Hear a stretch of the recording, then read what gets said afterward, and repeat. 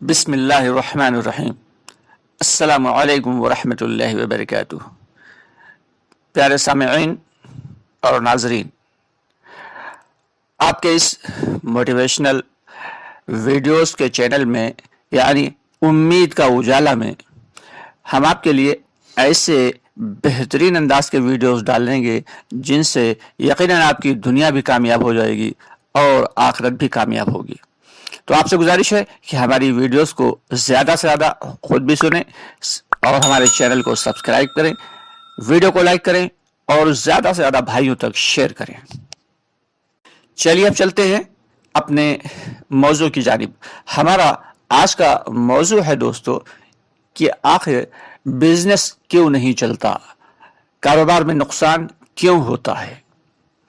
تو اگر ہم غور کریں اور صحابہ کرام رضی اللہ تعالیٰ عنہ اجمعین کی جو ہے زندگی پر نظر ڈالیں تو ایک سے ایک بڑے تاجر صحابہ کہ حضرت عثمان غنی رضی اللہ تعالیٰ عنہ، حضرت عبد الرحمن بن عوف رضی اللہ تعالیٰ عنہ، جن کا جب انتقال ہوا حضرت عبد الرحمن بن عوف رضی اللہ تعالیٰ عنہ کا، تو ان کے پاس اتنا مال تھا کہ شاید آج کے دور کے حساب سے اگر دیکھا جائے تو لاکھوں کروڑ ڈالر رہے ہوں گے۔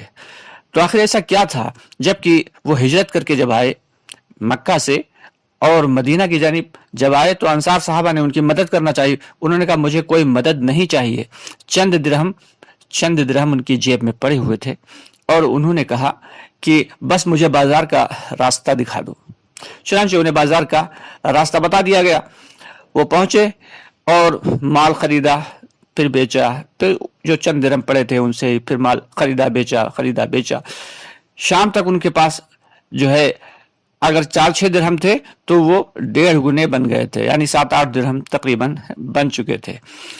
روزانہ ان کا کاروبار کا طریقہ یہی تھا کہ مال خریدتے بیچتے، یہاں تک اللہ تعالیٰ نے انہیں اتنا بڑا تاجر بنا دیا کہ آس پاس کے علاقے میں ان سے بڑا کوئی تاجر نہیں تھا۔ چنانچہ عبد الرحمن بن عوف رضی اللہ تعالیٰ عنہ فرماتے ہیں کہ ہماری بزنس کے 3 خصوصی اصول ہیں۔ اب ذرا غور کریں کہ 3 خصوصی اصول وہ کیا ہیں کہ جن پر کاربند رہ کے حضرت عبد الرحمن بن عوف رضی اللہ تعالیٰ عنہ اتنے بڑے کاروباری بن گئے، اتنے بڑے تاجر بن گئے، اتنے بڑے بزنس مین بن گئے۔ سب سے پہلا اصول کیا ہے؟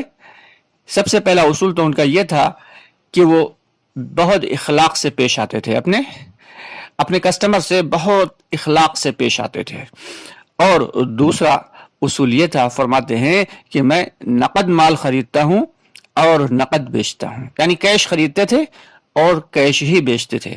اب جب آدمی کیش خریدے گا مال کو تو ظاہر سی بات ہے اگر کوئی شخص 50 روپے کا مال ہے تو وہ اگر کیش لینے والا ہے تو اس کو 49 روپے میں ہی دے دے گا۔ ہر ہول سیلر کا ایک خاصیت ہوتی ہے کہ وہ کیش والے کو جو ہے وہ ترجیح دیتا ہے اور اسے کم از کم ریٹ پہ مال دینے کی کوشش کرتا ہے۔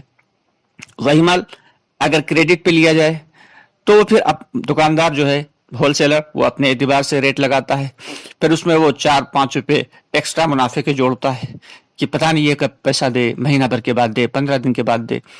تو اس سے کیا ہے، مال مہنگا ملے گا، جب آدمی کریڈٹ میں لے گا تو مال مہنگا پڑے گا، اور وہی مال اگر کیش پہ خریدا جائے تو کیا ہوگا کہ وہ مال سستا پڑے گا۔ تو چاہے اپنی دکان میں تھوڑا سا ہی مال ہو لیکن کیش میں خرید کے لائیں گے تو سستا پڑا ہے تو کم منافع پہ سستا بیچ بھی دیں گے۔